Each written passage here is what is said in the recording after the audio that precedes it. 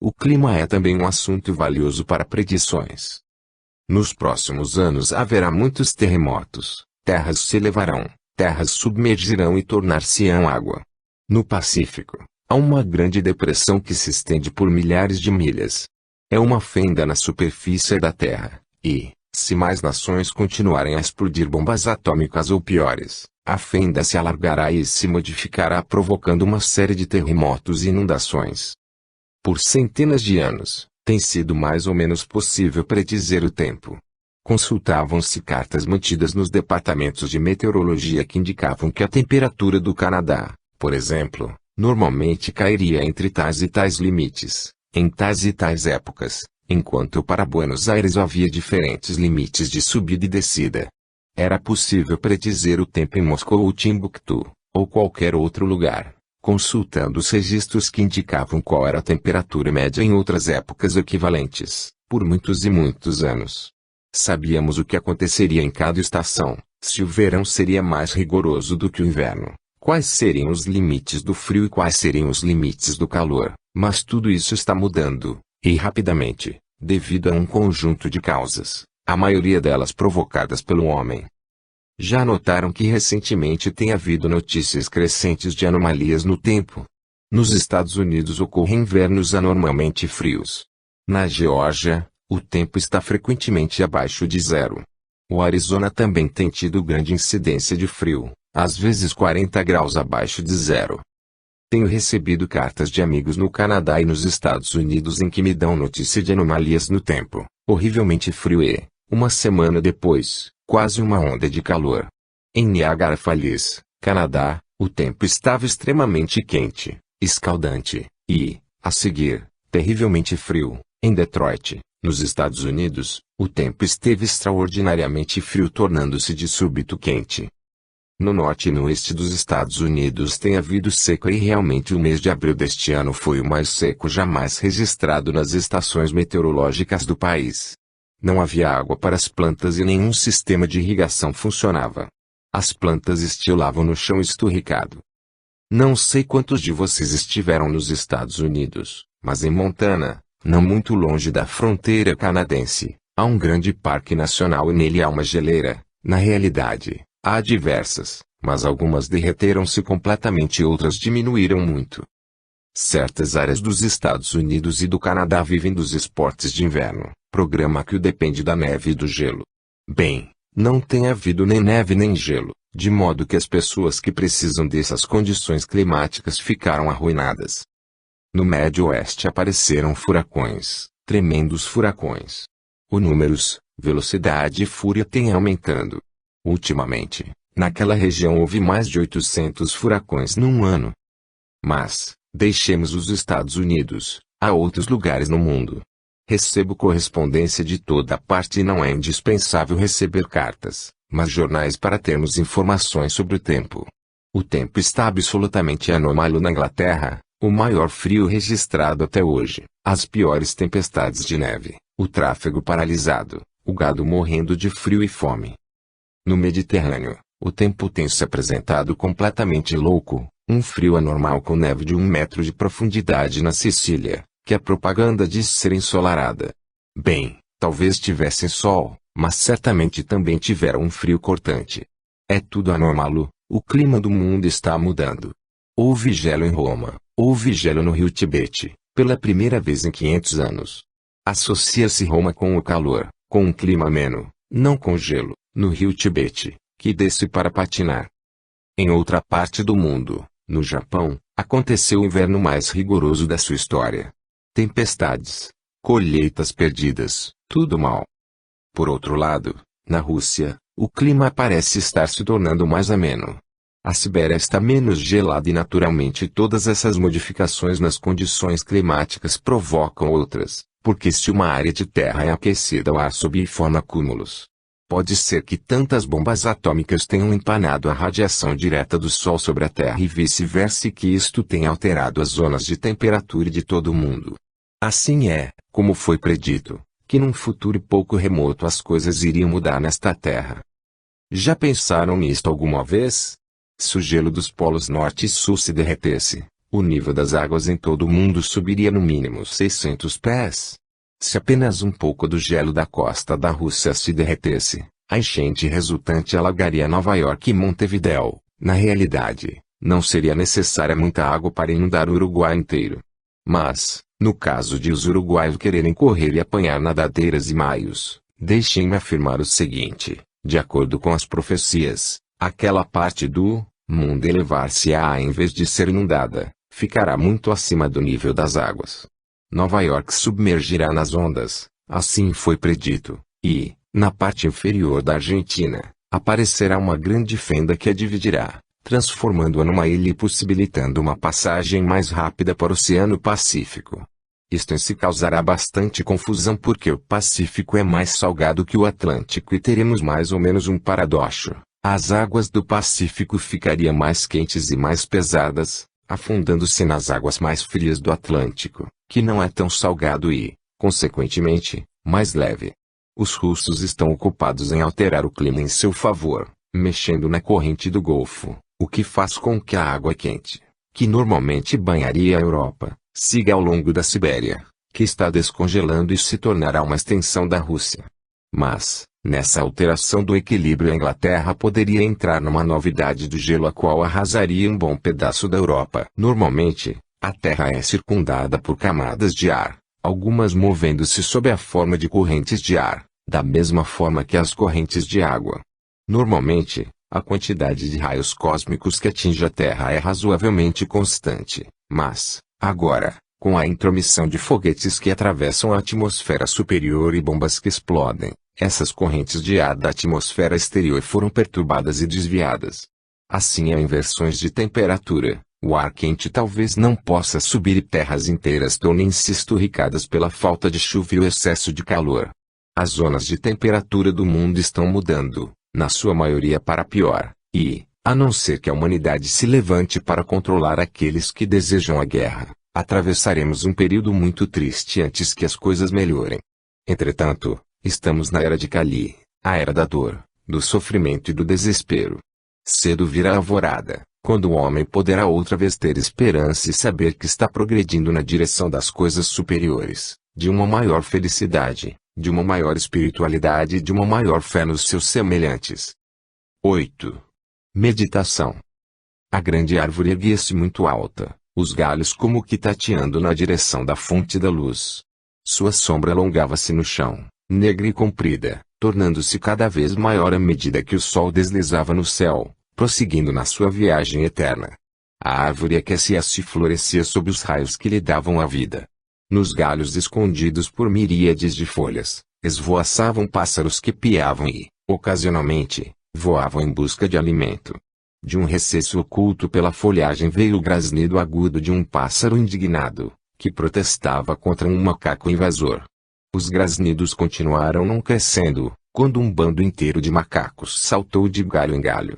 Subitamente, como se desligassem um interruptor, desceu um silêncio de expectativas sobre os habitantes da árvore. Seres humanos se aproximavam.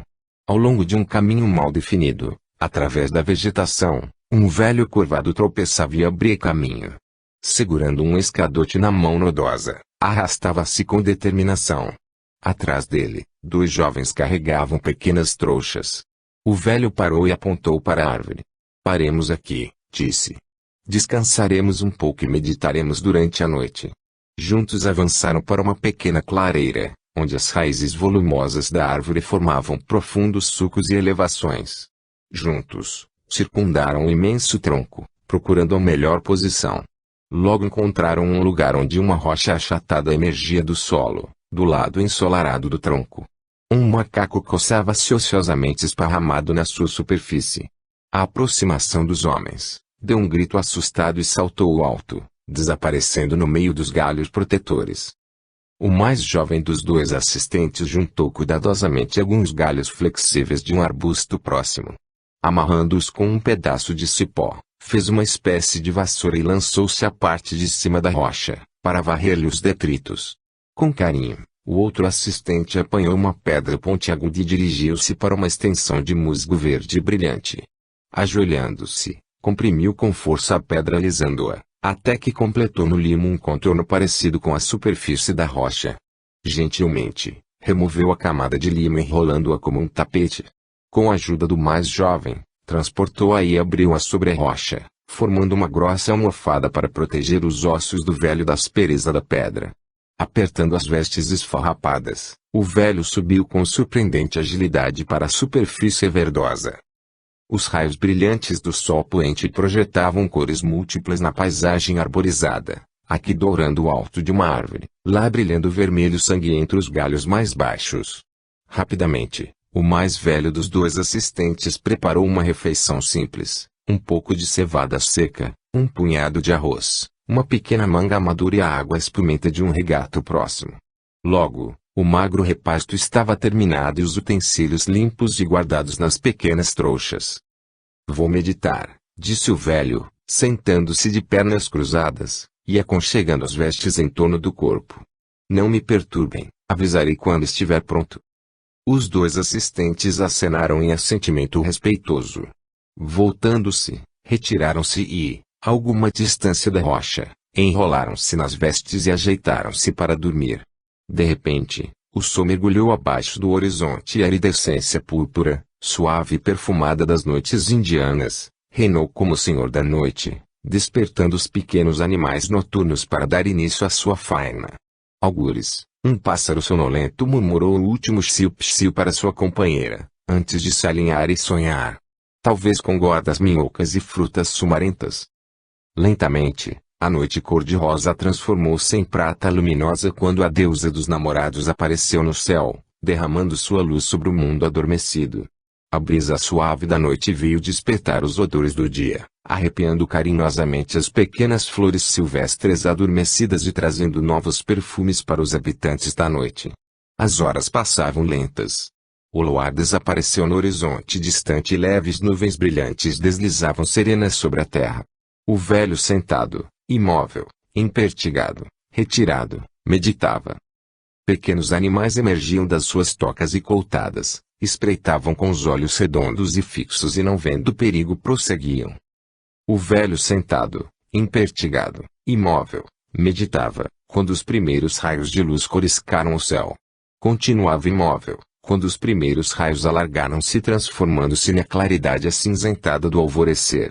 Algures, um macaco adormecido foi sacudido, guinchou e agaraviou numa fúria sonolenta. Rapidamente, a luz tornou-se mais intensa e um vestígio de calor passou pela terra fria de sereno. Nas árvores, o pio e o bater de asas dos pássaros recém-acordados. Com um grito de terror, um macaquinho inexperiente soltou-se e caiu a uma dezena de pés antes que os braços, paralisados pelo medo, pudessem alcançar e agarrar um galho para pôr-se a salvo. O velho continuava sentado, imóvel, quando seus assistentes ergueram-se e esfregaram o sono dos olhos. Muito mais tarde, quando o sol despejava suas ondas de calor, o velho frade terminou sua longa meditação e partilhou a frugal refeição matutina. Voltando-se para o mais velho dos assistentes disse, é tempo de você aprender a arte da meditação, meu filho, porque o tenho observado muito e chegou a sua vez de instruir-se. Mas, meditar é assim tão difícil, mestre? Não pode qualquer um fazê-lo? Perguntou o mais novo. Não, meu filho, respondeu o velho. Algumas pessoas nunca meditam porque não são merecedoras, e algumas que o são, não meditam porque não sabem como. A meditação é uma arte que precisa ser ensinada, é uma arte que pode elevar o nosso ego às alturas sublimes. Parou pensativo por um momento, e disse ao mais novo, hoje você vai sozinho procurar comida. Instruirei o mais velho. Em tempo, se você merecer, sua oportunidade virá. Muitas pessoas dizem que vão meditar, mas, naturalmente, a maioria não tem a mínima ideia do significado da verdadeira meditação. Pensam que é alguma coisa mística, mas, como no caso da maioria das questões metafísicas, a meditação é simples, é apenas um meio para atingir um fim, um método para obter-se certos resultados. Uma das maiores dificuldades que confrontam o estudante médio, das questões metafísicas, é que quase todo o treinamento e pesquisa originais foram feitos no Tibete e na Índia, onde floresceram civilizações que antecederam de séculos as do nosso mundo ocidental. Naturalmente, havia também a grande civilização chinesa que, apesar de ser louvada por sua estatura religiosa, na realidade interessava-se mais pelas artes guerreiras. A civilização chinesa nos deu contribuições duvidosas como os explosivos, pipas que voavam alto, descarregando chuvas de flechas envenenadas, e, surpreendentemente, o chinês de alguns séculos foi o primeiro a empregar a guerra de foguetes. Suas bombas atômicas eram grandes massas de material flamejante, transportadas nas cabeças dos foguetes, e eram lançadas contra as posições inimigas, ateando fogo aos homens e ao material, indiscriminadamente. A China também nos legou artes e ofícios, o que naturalmente é louvável, mas adotou principalmente as religiões da Índia, adaptando-as às ideias chinesas. O Japão pode ser desconsiderado, porque até há poucos anos era uma ilha isolada, impermeável à influência dos outros países e, de acordo com a sua história verdadeira, meramente copiaram a religião e a cultura chinesa. De onde tiraram a crueldade demonstrada na Segunda Guerra Mundial. Sobre isto, só podemos fazer conjecturas, mas, sem dúvida, lideraram o mundo nas práticas grosseiras e cruéis, e é uma surpresa que esse povo seja agora tolerado entre as outras nações.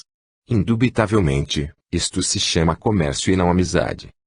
Uma das grandes dificuldades, para voltarmos ao nosso tema original, é que na tradução do sânscrito, ou outra língua oriental, nem sempre é possível comunicar o seu significado exato. As línguas ocidentais lidam com coisas concretas enquanto as orientais lidam com conceitos abstratos e, assim, tantas coisas que dependem do uso exato de uma expressão idiomática, que não tenha paralelo na outra língua, induzem os tradutores ao erro e causam sérios mal-entendidos.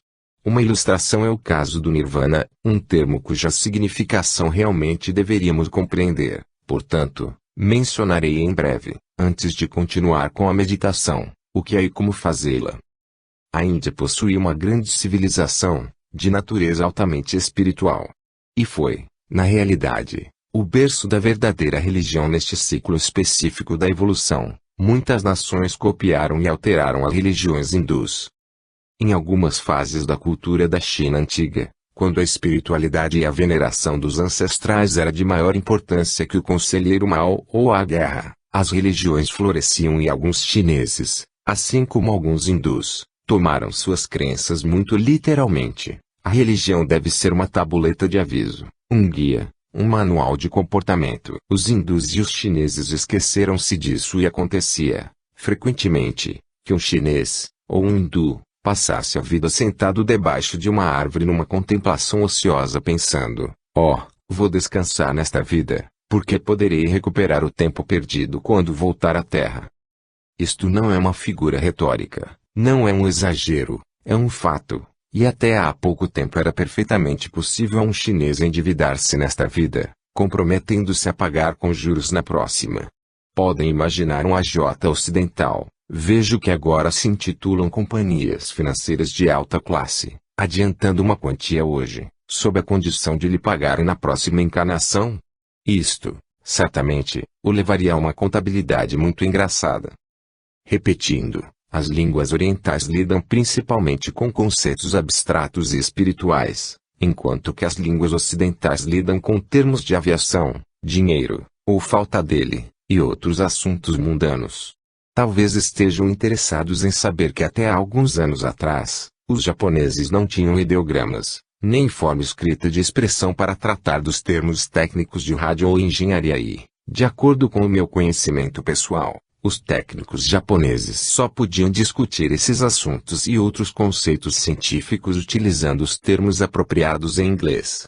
Não há nada de particularmente notável nisso porque, nos países ocidentais, dois médicos de nacionalidades diferentes, que não compreendam uma única palavra das respectivas línguas, discutiam medicina e tratamentos usando o latim como linguagem comum. Radiooperadores, incluindo os amadores, podem conversar muito bem usando abreviações e códigos altamente estilizados para se entenderem, ainda que a língua de um seja desconhecida do outro. Provavelmente, já ouviram falar de QRM, que significa ruído, estática, ou QTR, que pede a uma pessoa que se cale. Nirvana é uma palavra ou conceito que está normalmente muito além da compreensão ocidental. É, provavelmente, um dos termos orientais mais mal interpretados. Os ocidentais pensam que o bom oriental só quer sentar-se, aspirar o perfume das flores, neste caso o lótus, e tornar-se insignificante. Pensam, muitas vezes, que Nirvana é a extinção absoluta da vida que conduz a um estado onde nada existe. Nada é, não há lembrança, nem ação, nada. O Nirvana é encarado pelos ocidentais como exemplo do vácuo perfeito e desprezam as religiões orientais, que julgam, na sua ignorância, conduzir a um estado completo e total de insignificância. Isto é absolutamente errôneo. Nirvana não significa o paraíso nem o oposto, não significa um lugar onde nada existe, nem mesmo um lugar. Não é possível existir num estado de insignificância, e mais, o ocidental pensa que o adepto, mestre, guru, ou iluminado, esforça-se para atingir um estado em que esquece tudo o que aprendeu e no qual já não sabe nada, já não sente nada, já não existe. Isto é ridículo. Isto é fantasticamente absurdo, e teríamos pensado que o bom senso comum indicaria que não há possibilidade de existir, quando nada pode existir. Os adeptos, o guru, o mestre ou iluminado, ou como queiram chamá-lo, buscam o nirvana. O nirvana não é a negação de tudo, como se supõe geralmente, é a eliminação dos desejos que são maus, é a eliminação do escândalo, a eliminação do perjúrio, da avareza, da luxúria e de outros vícios. Os iluminados esforçam-se para tornarem-se vazios de más emoções e, assim, suas almas podem elevar-se dentro deles e deixar o corpo quando quiserem. Antes que as pessoas possam fazer viagens astrais conscientes, têm de purgar seus pensamentos, assegurarem-se de que não querem viajar apenas por uma curiosidade ociosa, ou para poderem bisbilhotar os assuntos particulares dos outros.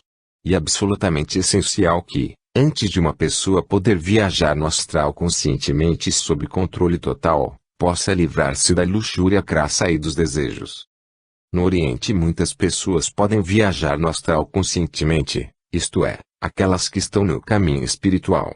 Mas, no Oriente, os fatos da vida são tratados diferentemente e teremos ocasião de abordar esse assunto mais tarde. No mundo ocidental é realmente raro que uma pessoa possa viajar no astral conscientemente, porquanto os pecados da carne mantêm a alma acorrentada. Uma das razões mais usuais é a conduta sexual errada. Não deveria haver vida sexual nenhuma a não ser quando o homem e a mulher se amam. Assim, uma vida sexual normal aumenta a força da corrente áurica de cada um, trazendo brilho e claridade à cor das suas auras como qualquer vidente pode atestar. Se um homem e uma mulher se empenham numa vida sexual unicamente pelo prazer animal, então escurecem as cores das auras e enfraquecem as flutuações da corrente. Muitas escolas orientais de pensamento oculto previnem sempre que uma forma errada de sexo não deve ser permitida se alguém aspira a progredir. Infelizmente, as traduções ocidentais ou destraduções afirmam que o oriental não tem vida sexual nenhuma nos planos espirituais. Mas uma vez estão errados. O sexo está muito certo, se duas pessoas necessitam dele e se amam verdadeiramente. Nos templos hindus e tibetanos há pinturas que os ocidentais, na sua cegueira, julgam eróticas, obscenas e pornográficas. Não o são, e os orientais não se sentem de maneira alguma perturbados em contemplá-las. Veem as pinturas pelo que representam, um lembrete do que pode ser. O ato sexual é a origem da vida, é a geração de correntes áuricas mais fortes, e as pinturas do que adornam as paredes dos templos na Índia e no Tibete mostram a verdadeira vida sexual e também a falsa, a fim de que o iniciado possa compará-las, porque, afinal de contas, como se pode saber o que está errado, a não ser que alguém nos mostre, e como se pode fazer uma coisa corretamente, a não ser que alguém também nos diga. A forma incorreta de vida sexual gera manifestações desagradáveis, frigidez, problemas nervosos e uma supressão dos melhores instintos do homem e da mulher, enquanto a forma correta, para aqueles que necessitam, conduz a um aumento das habilidades espirituais. Depois de algum tempo, à medida que o iniciado progride e torne-se iluminado, pode dispensar a camaradagem dos que o cercam, pode passar sem vida sexual, e, contrariamente ao que certas pessoas pensam, nada perde com isso. A vida sexual na Terra é uma coisa muito física, mas, à proporção que se progride mais para o alto, as experiências são mais fortes, melhores, E pode surpreendê-lo saber que, quando uma pessoa deixa a Terra para a próxima vida, e absolutamente necessário, obrigatório na verdade, que tenha conhecimento do sexo oposto, a fim de que possa obter equilíbrio. Isto é um ponto importante a ser salientado, para que não sejamos iludidos por todas aquelas pessoas estranhas, que se dizem grandes especialistas, grandes mestres, grandes sabe-tudo, porque na realidade leram alguns livros. Livros não dão experiência, uma pessoa pode lê-los e continuar sem conhecimento. É fantástico que um homem ou uma mulher proclamem do alto dos seus telhados que são grandes adeptos iluminados porque leram um livro de fulano de tal, e isso ocorre com frequência. Recentemente, recebi uma carta de um analfabeto da Austrália que dizia ser um grande professor e um grande mestre. Assegurou-me ser um avatar, ele sabia que eu era porque sua mulher lhe havia dito, e porque ler um livro ou dois e falava muito. A verdadeira medida é, que experiência tem a pessoa. Por exemplo, você confiaria a sua vida a um homem que tivesse apenas lido um livro sobre pilotagem? Você viajaria daqui para outro continente num navio comandado por um capitão e oficiais que tivessem apenas feito um curso por correspondência, sobre comando e navegação? Obviamente, não. Usando o mesmo raciocínio, você não deveria confiar seu treinamento a alguém que tenha apenas lido alguns livros ou tem um curso por correspondência, para vender-lhe a prestações altas e vitalícias. Antes de estudar qualquer coisa, você deveria conhecer a experiência da pessoa a quem vai confiar seu ensino. Bem, é tempo de voltarmos à meditação. Muita gente desconhece o que seja meditação. O que é? Meditação é uma forma especial de concentração ou pensamento dirigido, que disciplina a mente, formando uma atitude especial. Meditação é aquela forma de pensamento dirigido que o torna capaz de perceber, através do subconsciente e outros sistemas, aquilo que seria impossível perceber por qualquer outro meio. A meditação é de extrema importância porque desperta a mente para uma maior consciência, permitindo-lhe penetrar mais livremente no subconsciente, da mesma forma que uma pessoa que possui uma grande biblioteca recorre aos livros quando quer uma informação especial. A não ser que essa pessoa saiba onde procurar, sua biblioteca não valerá mais que um monte de papel inútil. A disciplina da meditação é essencial para que se possa obter um progresso verdadeiro na realização espiritual. Da mesma maneira que um exército seria inútil sem disciplina e treinamento, assim a psique humana torna-se ralé sem a disciplina e o treinamento da meditação, corretamente aplicados. É inútil tentar praticar a meditação lendo um livro que foi escrito por alguém que não saiba meditar. Vários livros sobre ocultismo não são mais do que uma coletânea indigesta de parábolas orientais mal interpretadas, livros escritos por gente que na realidade nada sabe da meditação, porque é claro que só quem sabe meditar pode ensinar os outros como fazê-lo. Devemos lembrar-nos de que em muitos países do mundo, não cristãos, os atendentes meditam antes de entrar no templo, para que a mente se torne clara e receptiva ao que chamaríamos no ocidente de jargão, a revelação divina e instrução. É inútil rezar, se estamos apenas tartamudeando orações ao nosso Deus. É inútil rezar, para se ganhar um concurso de beleza ou um soapstack irlandês.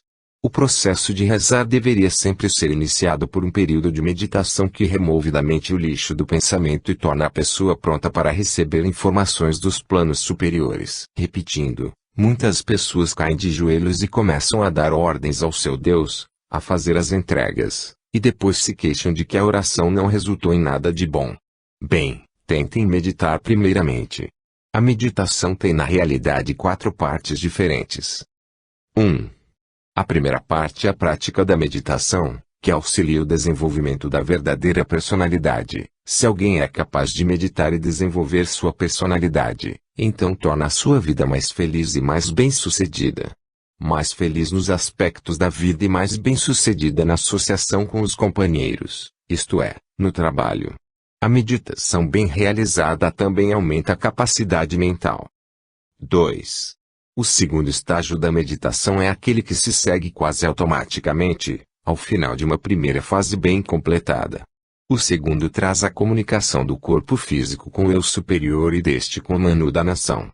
Antes que se possa atingi-lo, e a outros mais latos, é essencial que se tenha uma vida pura e livre de luxúria. 3. O próximo estágio da meditação dá-nos todos os benefícios do primeiro e do segundo, e nos torna capazes de ter total compreensão do oculto. Isto é, quando uma pessoa atinge o terceiro estágio é capaz de compreender e aperceber-se.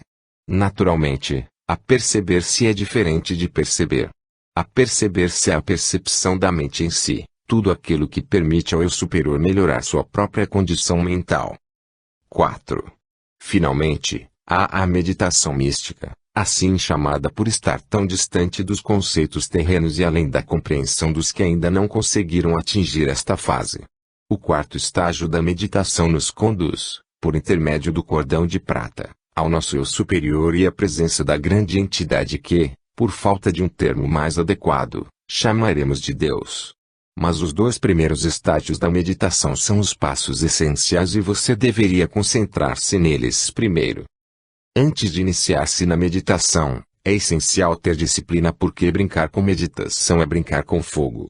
Você não permitiria que uma criança brincasse com um barril de pólvora ou uma caixa de fósforos, ou pelo menos só lhe permitiria uma vez. Da mesma maneira, você precisa ter um grande controle para praticar os estágios superiores da metafísica. Se um fiapo de homem decide ter músculos desenvolvidos como o Mr. Atlas, tem que submeter-se a certos exercícios, não pode querer de repente levantar uma barra de ferro etc., e se treinasse 24 horas por dia teria um colapso. Do mesmo modo, é necessário que a meditação seja encarada como um exercício para a alma. Se você se apressa a praticar a meditação como um turista americano que passa rápido pelo Vaticano, só para dizer que esteve lá, então descobrirá que seu entusiasmo cedo acabará. Você precisa praticá-la de acordo com um programa pré-estabelecido de disciplina e muita preparação porque, tal como nosso fiapo de homem, se praticar demais, levantar pesos a mais e fizer exercícios demais, vai descobrir que seus músculos estão tão doloridos que mal se pode mover. E você, com a meditação, pode ficar com a mente dolorida, o que seria uma situação horrível. Apesar disso, ainda quer meditar? Quer realmente iniciá-la?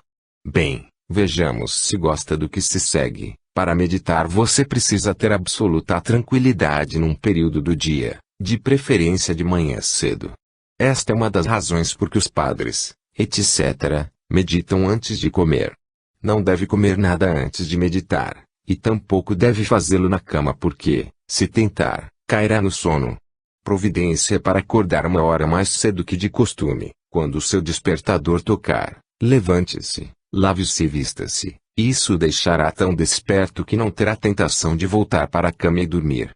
Se quiser fazer isso com seriedade, deve preparar o seu santuário interior num canto do quarto. Terá também um pequeno oratório que o ajudará a fixar a atenção no que está tentando fazer. Assim, para aqueles que estão verdadeiramente sérios, eis como devem proceder. Arranje um quarto, mesmo um muito pequeno servirá para o santuário, e mantenha-o trancado quando não estiver em uso. Ponha num canto uma pequena mesa coberta com uma toalha branca. Sobre a mesa, coloque uma imagem como a de Utai, por exemplo, o símbolo do Deus vivo. Não, você não está adorando imagens. Utai é apenas um símbolo. Arranje um queimador e um bastão grosso de incenso que você deverá acender e soprar, para que produza uma fumaça agradável. Será conveniente cronometrar a queima do incenso para meia hora, por exemplo, para que termine ao mesmo tempo que a meditação. O meditador sério usará uma roupa especial porque a ideia é proteger-se das influências externas. A roupa da meditação deverá ser ampla, com mangas largas e longas e um capuz para cobrir a cabeça. Você pode adquirir um, de seda leve e preta, ou, se achar muito caro, de algodão leve e preto. Quando a roupa da meditação não estiver em uso, deverá ser guardada numa caixa de seda preta onde não esteja em contato com outras roupas. Pode pensar que isso seja um pouco teatral, mas não. É a melhor maneira de obter os resultados desejados, e se quiser obtê-los, proceda de acordo com as regras. Portanto, você usará sua roupa de meditação quando for meditar. Agora que tem o seu quarto, sua roupa de meditação, seu utai e seu incenso, vá para o quarto e sente-se em silêncio. Não é importante a maneira de sentar-se, não precisa cruzar as pernas. Sente da maneira que achar mais confortável e impeça de ter câimbras ou pontadas porque, Nos primeiros estágios, você não conseguirá meditar se estiver desconfortável. Depois de estar sentado por alguns momentos em contemplação silenciosa, deverá repetir a seguinte oração: Deixai-me, neste dia, vivendo minha vida dia a dia da maneira prescrita, controlar e dirigir minha imaginação. Deixai-me, neste dia, vivendo minha vida dia a dia da maneira prescrita, controlar meus desejos e meus pensamentos, para que seja assim purificado. Deixai-me, neste dia, e em todos os dias, manter a minha imaginação e os meus pensamentos firmemente dirigidos para a tarefa que deve ser realizada para que daí advenha o sucesso. Vivereis sempre minha vida, dia a dia, controlando minha imaginação e meu pensamento. Você terá providenciado para que o quarto não esteja claro, mas bem ensombrado, bastante escuro na realidade, a fim de que tudo pareça cinzento em vez de preto. Assim encontrará a intensidade de sombra que mais lhe convém. Se você apanhar um copo de água fria e segurá-lo entre as mãos, de modo que suas palmas de dedos o envolvam, mas não se cruzem no alto, descobrirá que está numa posição conveniente para outro exercício. Agora, deixe escorregar os dedos de uma mão de modo a que se encaixem nos espaços entre os dedos da outra, a fim de que tenha a maior parte das mãos e dos dedos em contato com o copo. Sente em silêncio e inspire profundamente. Experimente os exercícios mencionados no meu livro Sabedoria dos Lamas. Inspire profundamente e solte o ar com um som longo, bem comprido. O som RRRRRRRRA. Deve fazê-lo alto, mas não é necessário gritar. Pode ser baixo, mas bem claro, e com seriedade, porque é uma prática séria.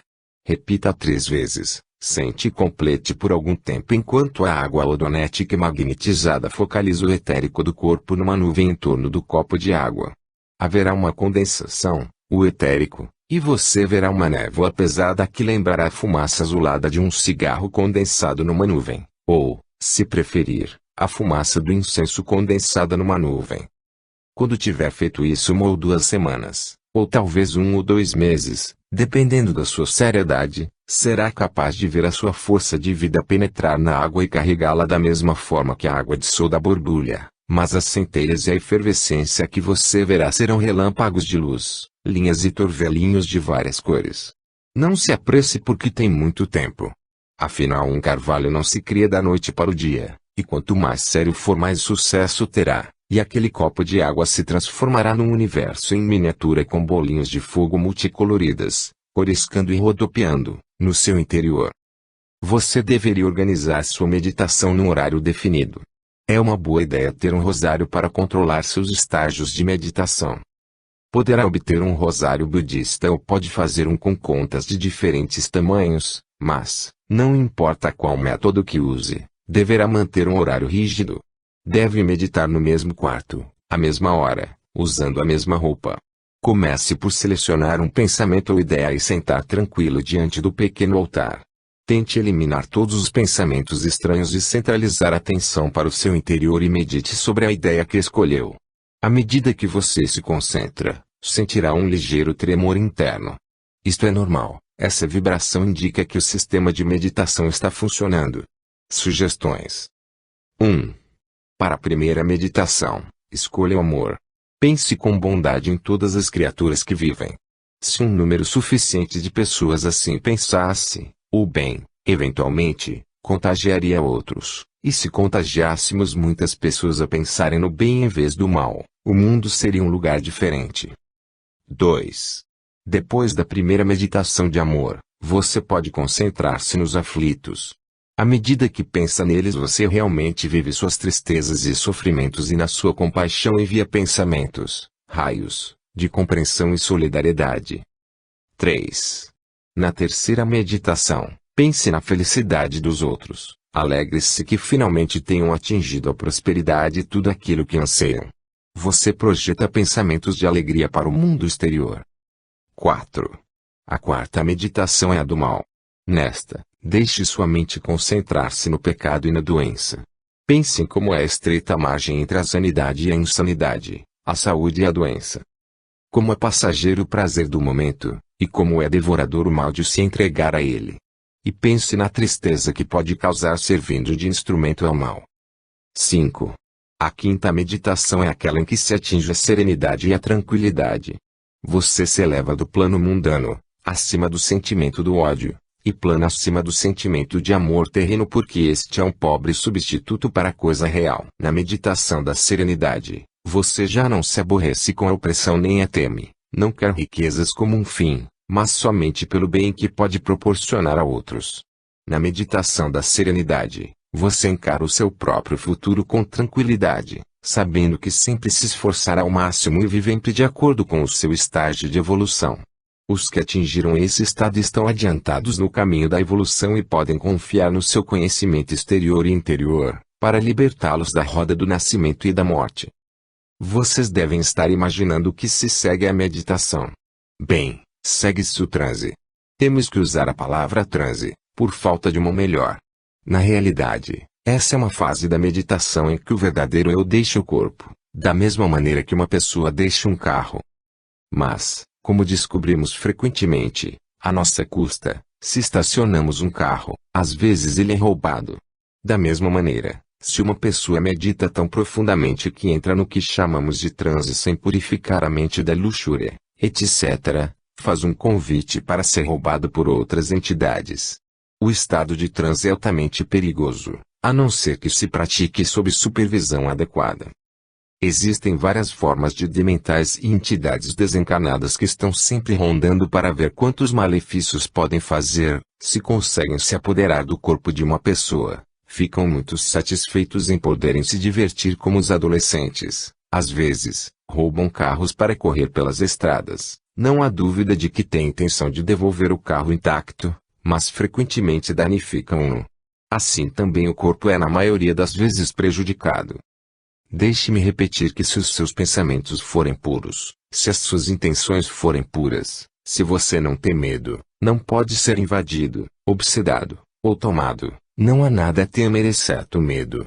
Se você não tem medo, irradie uma aura que protege o seu corpo da mesma maneira que um alarme protege uma casa contra ladrões. E se seus pensamentos são puros, se você não tem luxúria, quando a cobiça de se apoderar do seu corpo se insinuar no seu inconsciente, você imediatamente olha para o cordão de prata a ver o que se passa, da mesma maneira que um agricultor vigia o pomar para proteger suas maçãs. Você não pode ser obsedado, ou tomado ou invadido, a não ser que tenha medo. Mas, se essas coisas lhe causam temor, bem, para sua própria paz de espírito e a do seu corpo, não brinque com o estágio de transe profundo na meditação.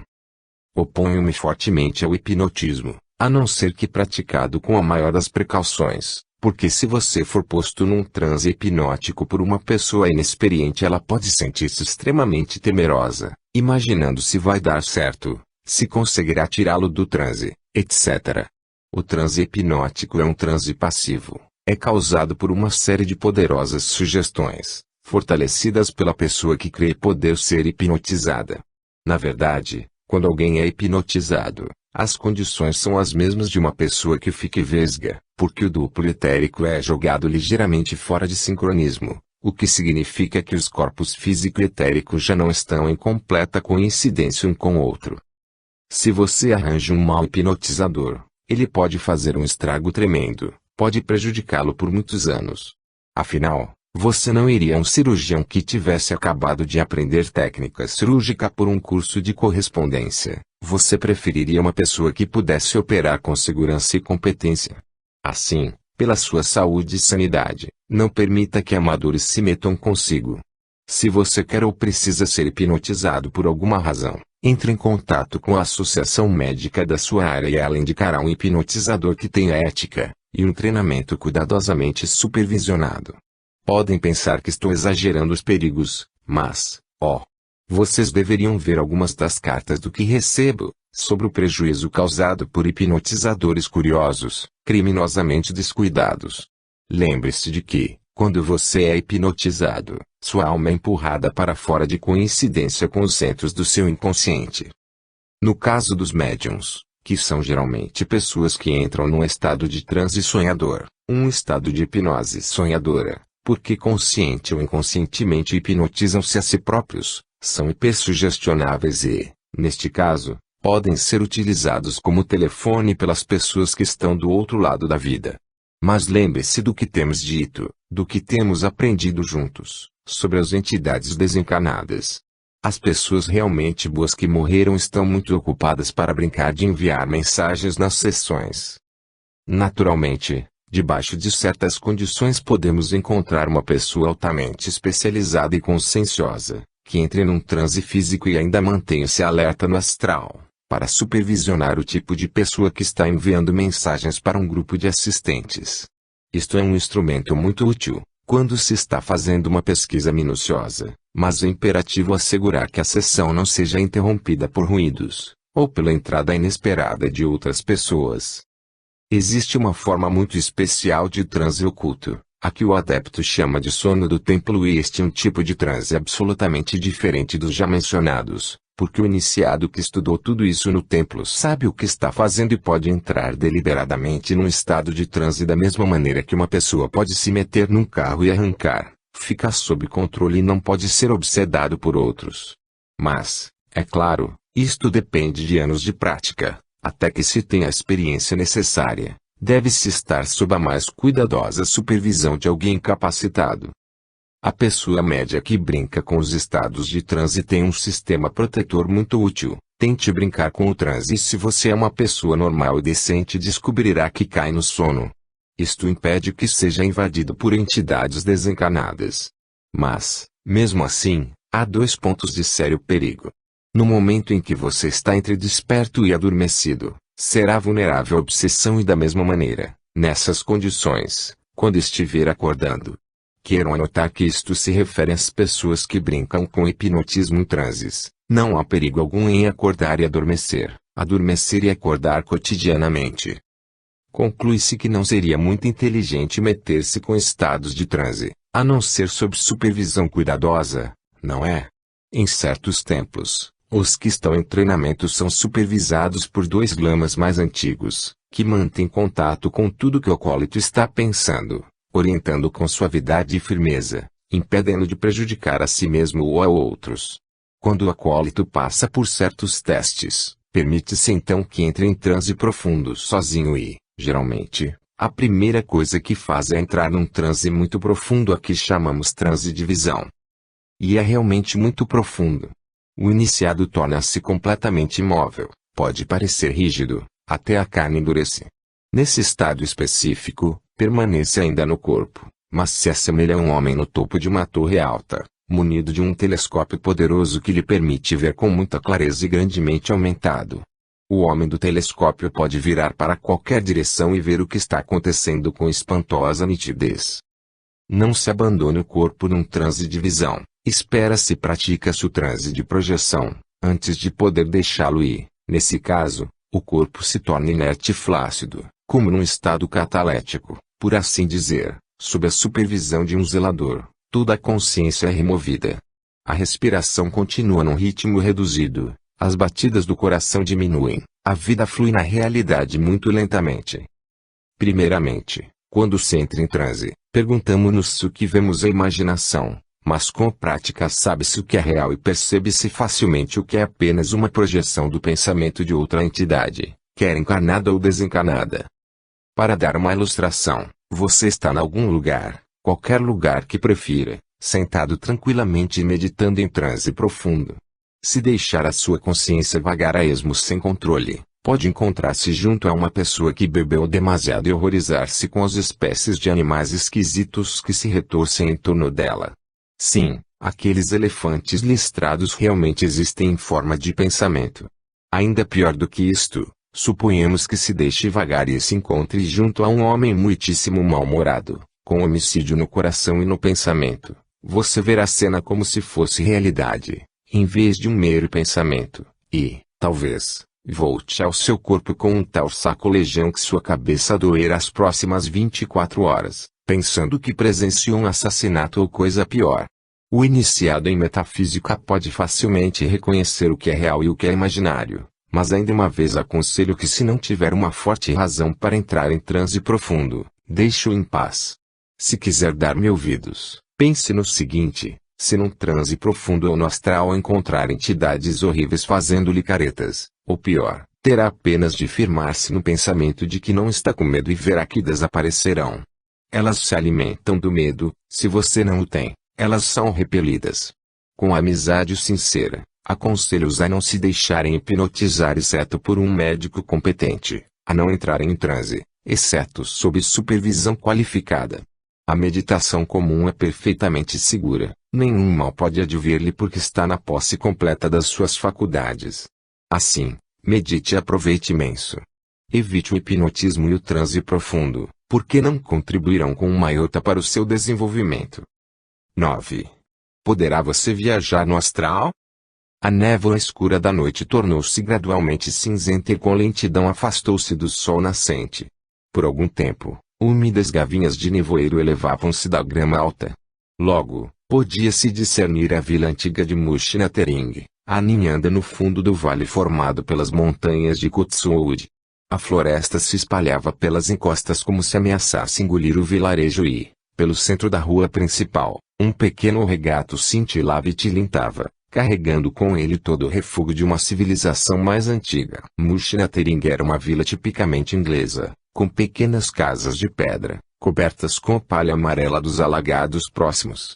Na extremidade da vila, estava o parque e, no seu centro, o tanque de mergulho, onde as pessoas turbulentas eram sentadas numa cadeira à extremidade de uma comprida trave mergulhadas na água estagnada e coberta de limo. Mais adiante, perto do tanque da vila, havia uma pequena plataforma de pedra, talvez remanescente de alguma erupção antiga de basalto na encosta da montanha. Ali era costume pegar as feiticeiras e jogá-las na água, para ver se submergiam ou nadavam. Se afogavam, eram inocentes; se nadavam, julgava-se que o demônio as apoiava e, assim, a desgraçada era jogada repetidas vezes até que, eventualmente, o braço do demônio se cansasse e ela morresse. O mastro ainda estava ornamentado de fitas porque ontem fora feriado e os jovens da vila tinham dançado em torno dele, comprometendo-se para casar. À medida que a luz aumentava de intensidade e o dia avançava, filetes de fumaça filtravam-se pelas aberturas dos telhados de barro ou das pequenas chaminés, anal de que os pequenos proprietários da Inglaterra punham-se em movimento, para tomar o desejum, antes de saírem ao trabalho.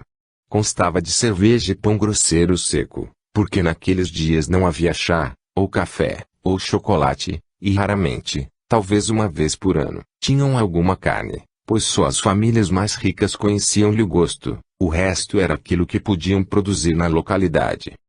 Ouviu-se alvoroço, sons de movimentação. Logo os homens saíam das casas para os redis, para os estábulos ou para o campo a encilhar os cavalos.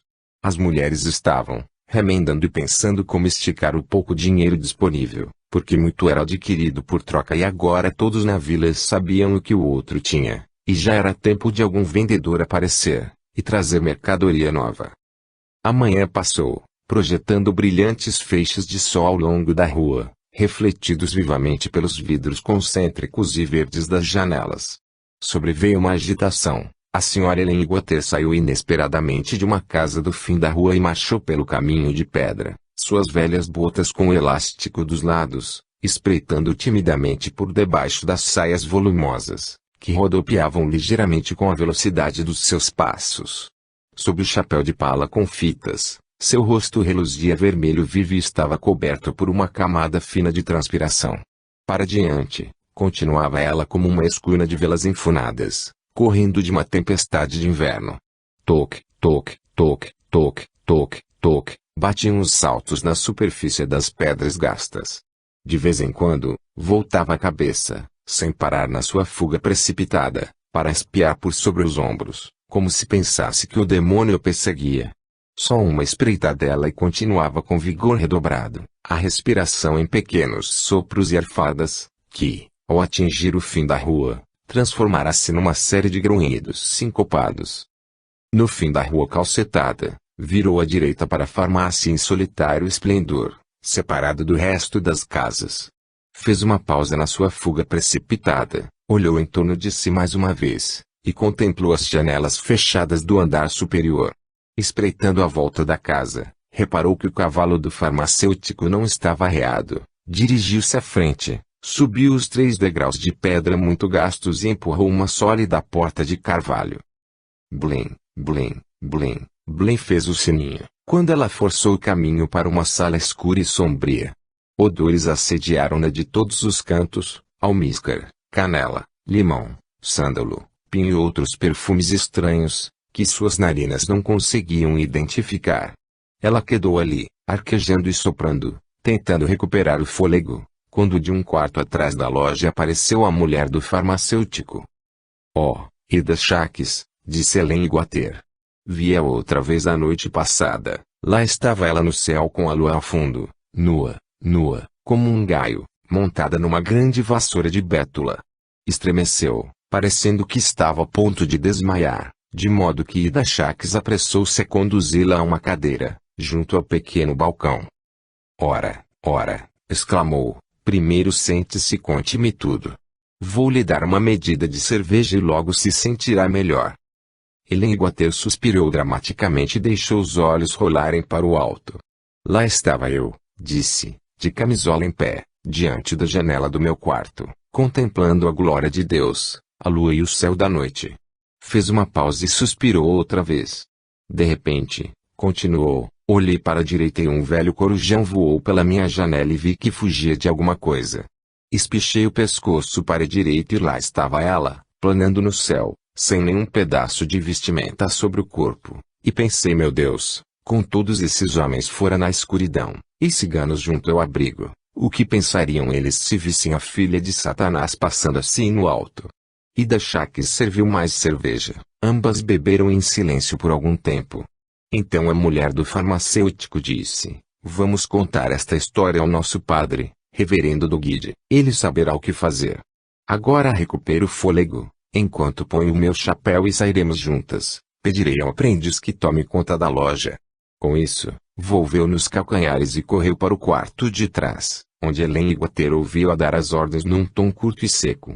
Logo as duas senhoras, tagarelando como pegas, corriam estrada abaixo, em direção ao presbitério, para uma conferência com o emérito pastor e guardador de suas almas, o reverendo Doggett.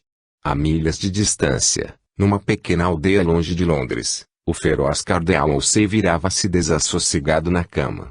Fazia planos para caçar feiticeiras, para fazer e desfazer reis e trazer austeridade tanto a príncipes quanto aos pobres. Retirava-se para sua vivenda de campo, na vila de Ampston, a algumas milhas da cidade de Londres. Já então planejava reconstruir a mansão e transformá-la numa verdadeira corte, que rivalizasse com a do rei. Mas, naquela altura, o cardeal, que mal sabia que no futuro seu nome seria uma marca registrada de roupa interior, revolvia-se intranquilo, enquanto por toda a Inglaterra seus investigadores especiais rondavam, vigilantes, na esperança de serem conduzidos às feiticeiras para torturá-las e queimá-las na fogueira, para a glória de Deus e salvação de suas almas. O emérito cardeal ponderava sobre essas coisas e, recostando-se nas almofadas macias, pensou com presunçosa complacência na reorganização do céu, quando, eventualmente, lá chegasse, embora não tivesse planos para deixar a terra num momento em que gozava de tanto poder. Na vila de Mushnatering, as duas senhoras ergueram-se para se despedirem do reverendo Doggett.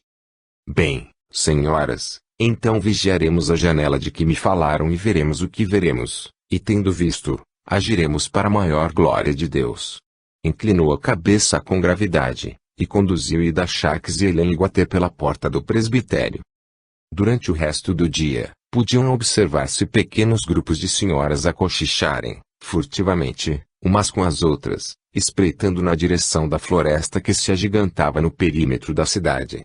Viam-se muitos meneios e acenos de cabeça, muito cruzar de mãos sob os aventais.